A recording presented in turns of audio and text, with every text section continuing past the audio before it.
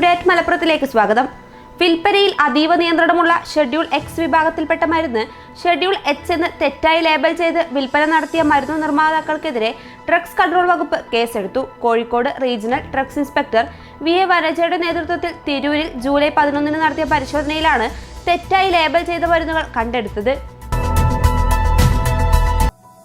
കനത്ത മഴയെ തുടർന്ന് കാഞ്ഞിരപ്പുഴയിലുണ്ടായ മലവെള്ളപ്പാച്ചിലിനെ തുടർന്ന് 3 യുവാക്കൾ വനത്തിൽ കുടുങ്ങി. അഗ്നിരക്ഷാസേന എത്തിയാണ് ഇവരെ രക്ഷിച്ചത്. നിരവധി മോഷണ പീഡന കേസുകളിൽ പ്രതിയായ യുവാവ് പോലീസിന്റെ പിടിയിലായി. 30ഓളം കേസുകളിൽ പ്രതിയായ കൂട്ടായി മാസ്റ്റർ പടി കാക്കോച്ചിന്റെ പുരയ്ക്കൽ സഫ്വാനെയാണ് താനൂർ പോലീസ് പിടികൂടിയത്. കുന്നുംപുറം വട്ടപ്പൊന്തയിൽ മിനിയൂട്ടിക്ക് സമീപം ടിപ്പർ ലോറിയും ബൈക്കുമായി കൂട്ടിയിടിച്ച് അപകടത്തിൽ ബീഹാർ സ്വദേശി അഞ്ചൽ ഹുസൈൻ മരിച്ചു. വനം വകുപ്പിന്റെ വാഹനമില്ലാതായതോടെ കാട്ടിലെ ആദിവാസികൾക്ക് ആശുപത്രിയിലെത്താൻ പെടാപ്പാട്. മുണ്ടേരി വനത്തിനുള്ളിലെ കുമ്പളപ്പാറ, വാണിയമ്പുഴ, ഇരുട്ടുകുത്തി, തരിപ്പപ്പൊട്ടി എന്നിവിടങ്ങളിൽ ആർക്കെങ്കിലും രോഗം വന്നാൽ കാട്ടിലൂടെ കിലോമീറ്ററുകളോളം ചുറ്റി ചുമന്നു കൊണ്ടുപോകേണ്ട സ്ഥിതിയാണ്. വേങ്ങരയിൽ നവവധു ഭർത്താവിന്റെ ക്രൂരമർദ്ദനത്തിനിരയായ സംഭവത്തിൽ അന്വേഷണ ഉദ്യോഗസ്ഥനോട് റിപ്പോർട്ട് തേടി ഹൈക്കോടതി. പോലീസ് അന്വേഷണം കാര്യക്ഷമമല്ലെന്നും ക്രൈംബ്രാഞ്ചിനോ CBIക്കോ അന്വേഷണം കൈമാറണമെന്നും ആവശ്യപ്പെട്ട് യുവതി നൽകിയ ഹർജിയിലാണ് നിർദ്ദേശം.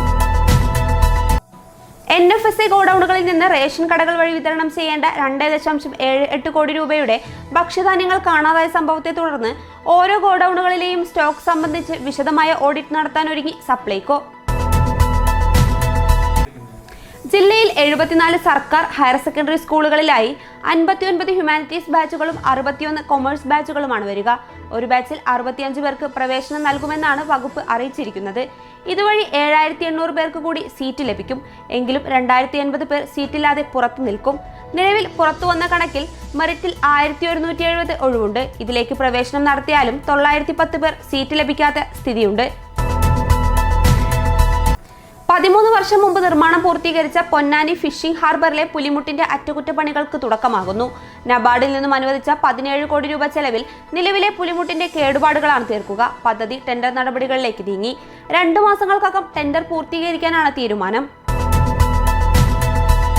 മലപ്പുറം ആദവനാട് പാറേക്കളത്തിന് സമീപം യുവാവിനെ വീട്ടിൽ മരിച്ച നിലയിൽ കണ്ടെത്തി. ഒടുവിൽ ഷമീമാണ് മരിച്ചത്. ആത്മഹത്യയാണെന്നാണ് പ്രാഥമിക നിഗമനം. ഇതോടെ ടുഡേ മലപ്പുറം സമാപിക്കുന്നു. പുതിയ വാർത്തകളുമായി അടുത്ത ദിവസം കാണാം. നന്ദി.